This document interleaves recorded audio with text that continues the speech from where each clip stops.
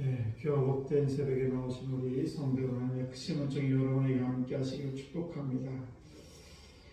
우리가 오늘 말씀을 보시게 되면 내가 나의 종 선지자들이 명령한 내 말과 내 법도들이 어찌 너희 조상들에게 임하지 아니하였느냐 이렇게 말씀을 하시면서 우리가 이 세상을 살아갈 때 여러 가지 삶의 방법이 있습니다.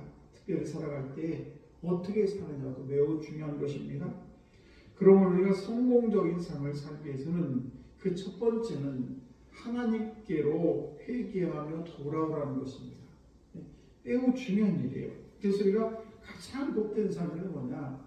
하나님에게로 돌아오는 것. 혹시 내 마음이, 나의 열정이, 나의 헌신이, 나의 시간과 물질이 여러 가지 것들이 하나님으로부터 떠나 있었다면 이런 것들을 다시 회개하고 하나님께로 가지고 돌아오라는 것입니다.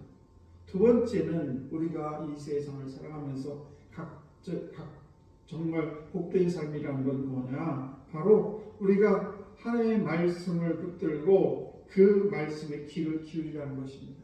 하나님의 말씀이 선포됐음에도 불구하고 그 말씀이 우리 삶에 적용되고 그 말씀대로 삶을 살아야 되는데 그 말씀에 귀를 기울이지 않는 사람들이 있기 때문에 문제라는 것입니다.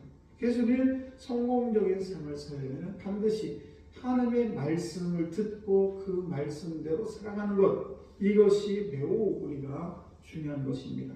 오늘 마지막으로 저희와 함께 나눌 말씀은 하나님을 떠나지 말라는 것입니다. 여러분, 우리가 삶을 살다 보면 별별 일이 다 일어납니다. 내가 원하든 원치 않든 간에 정말 하나님께서는 우리의 삶을 어떻게 인도하시는지 우리는 내일 일도 모르고 1시간 후의 일도 잘 모릅니다. 다만 우리는 이 세상을 살아가면서 하나님을 떠나는 그런 어리석은 삶을 살아서는 안 된다는 것입니다. 스가랴 선지자가 지금 이스라엘 백성들이 이제 다시 회복하고 나라에 돌아와가지고 포로 잡혀가다 돌아와서 하는 것이 성전 건축인데 성전 건축이 중요한 것이 아니라 그보다도 더 중요한 것은 우리의 심령의 건축, 말하자면 예배의 회복이 더 중요하다는 것을 우리가 말씀하고 있는데 우리가 하나님을 떠난다는 건 뭐냐? 바로 예배를 소홀히 하고 예배를 떠난다는 것입니다. 그러므로 오늘 저와 여러분들이 사람들이 왜 이렇게 불행해지는가? 가장 큰 이유는 하나님을 떠났기 때문에 그렇다는 사실입니다. 그래서 모든 인생의 위기는 어디서부터 시작되느냐? 하나님을 떠나는 때부터 시작이 돼요. 우리는 자유롭고 싶고 더 다른 사람과 똑같이 그냥 자유롭게 편하게 이 세상을 살고 싶지만은 그러나 그것이 결코 옳은 방법이 아니라는 것을 우리는 성경에서 많이 알고 있습니다. 특별히 우리가 잘 아는 둘째 아들 이야기 있지 않습니까? 우리가 뭐 탕자의 비유를 하다고 얘기하는데 둘째 아들이 아버지의 품을 떠났을 때 자기는 자유로운 것 같았지만 결국은 사망의 길, 어려운 길을 걷게 되었다는 것을 우리는 결코 잊어서는 안 됩니다. 그래서 오늘 이 귀한 새벽에도 저와 여러분들이 사람들이 왜 불행해지는가? 그것은 나를 창조하시고 나를 가장 잘하시는 나의 축복의 근원이 되시는 하나님을 떠나기 때문에 문제가 생긴다는 사실입니다. 그러므로 우리의 모든 삶은 어디 중심이 되어야 되냐? 바로 하나님 아버지 앞에. 그래서 하나님이 중심이 되어야 우리의 삶이 복된 삶이 된다는 사실입니다. 과거 우리나라는 전통적으로 가부장적인 그런 제도 아래 살았습니다. 그래서 가장이 중심이 됐어요. 그래서 자녀들이 어떻게 됐든 간에 옛날에 보리밥, 쌀밥 이렇게 있을 때 그 쌀이 굉장히 흔하지 않을 그럴 때에 가장 좋은 것을 주고 자녀들이 어떻게 됐건 그런 일이 있었습니다. 그리고 가장이 와야 잠을 자야 되고 가장이 밥을 먹어야 밥을 먹게 되고 모든 것들이 가장을 중심으로 돌아갔기 때문에 하나님 중심이 아닌 가장의 중심이 됐기 때문에 여러 가지 문제가 많이 있었습니다.